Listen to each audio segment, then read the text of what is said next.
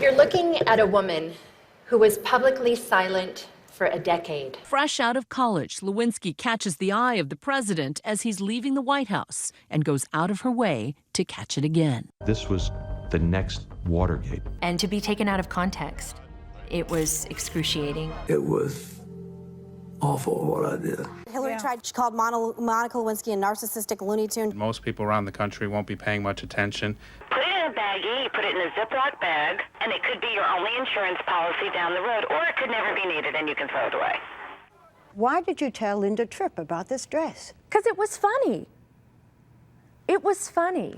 1 million samples of DNA. They said it is the largest collection of DNA in the world, not counting Monica Lewinsky's closet. Why is this funny? Why is it funny? Why is it funny? I mean, it's tragic. No one gets hurt.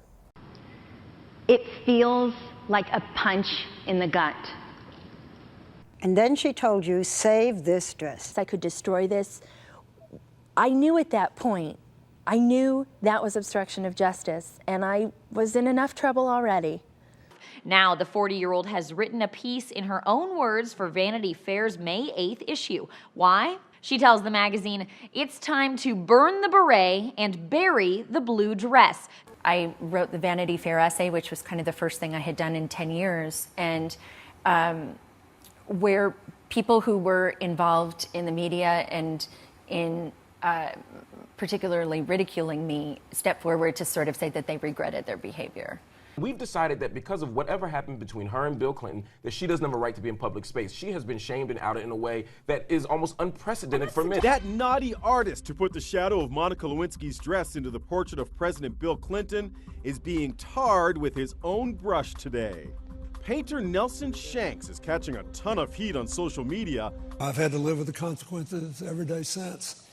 And I still believe this Me Too movement is long overdue, necessary, and should be supported.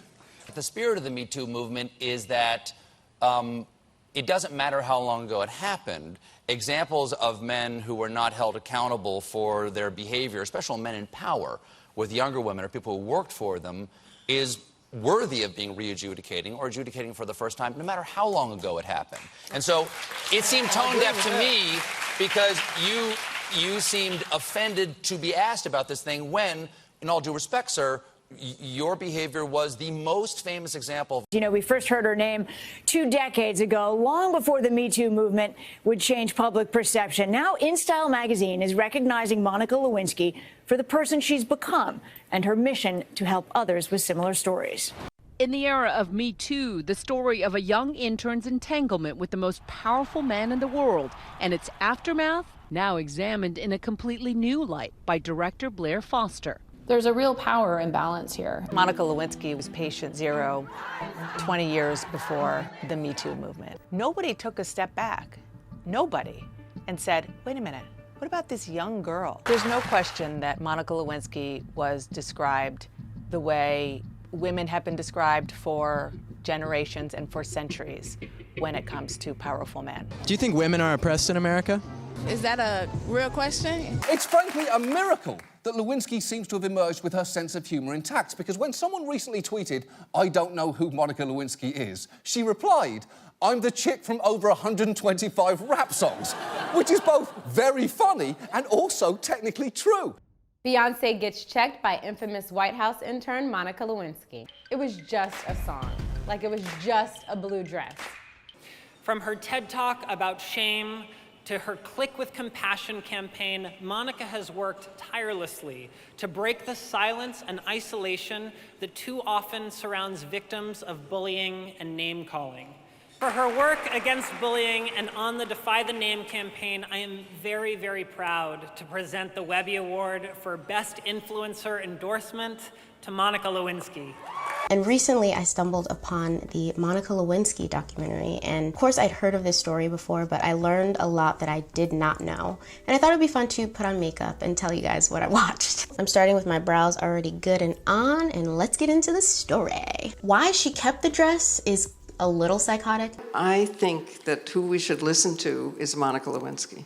We haven't talked enough as a culture about the ways in which Monica Lewinsky was terribly mistreated by the media, by the Clintons and people around them, by the authorities, by everyone involved in the Starr report, and on and on and on. Everyone on both sides of the aisle treated Monica Lewinsky in such a terrible, demeaning way.